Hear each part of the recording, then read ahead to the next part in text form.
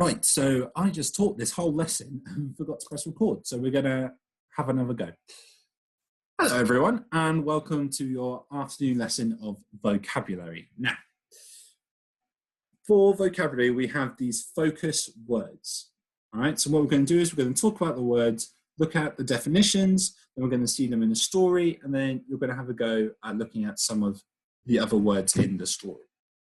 All right, so the words we're focusing on this week are pea-green, wrapped, plenty, elegant, willing, dined, slices, edge, foul, and charmingly.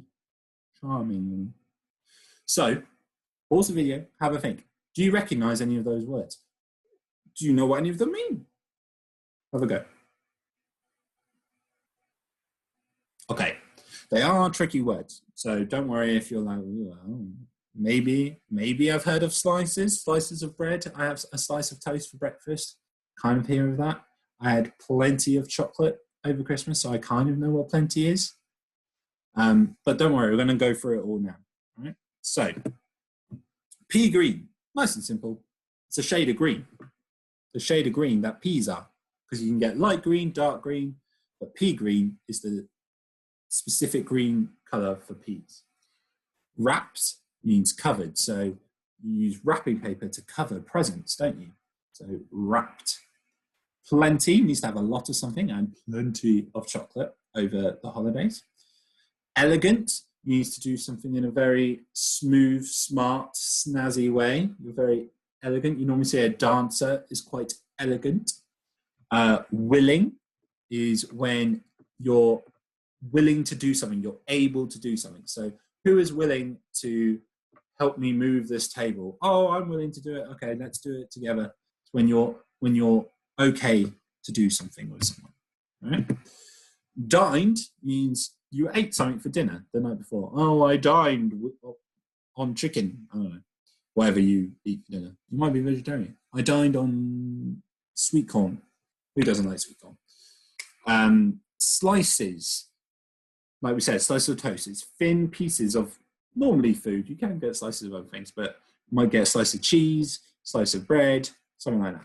Yeah. Edge is the outside of an object. We normally use it in shapes when we do our shape work. Yeah. How many edges does a square have? How many edges does a triangle have? Fowl is just another way of saying a bird. And charmingly, I like saying that word. Charmingly. Is when something is done in a very nice way, very polite way. Oh, yes, I gave him my pen because he said it in such a charmingly way. Yeah.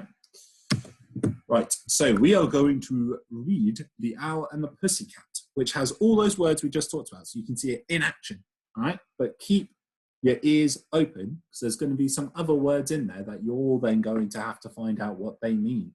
I'm not going to tell you. It'll be your job to find out. Right.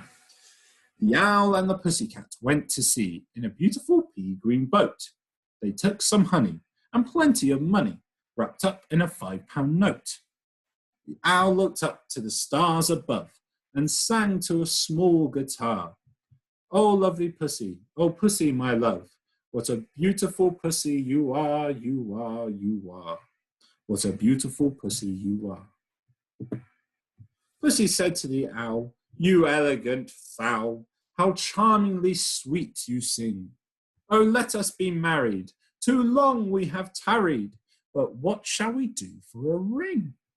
To the land where they sailed away for a year and a day, to the land where the bong tree grows.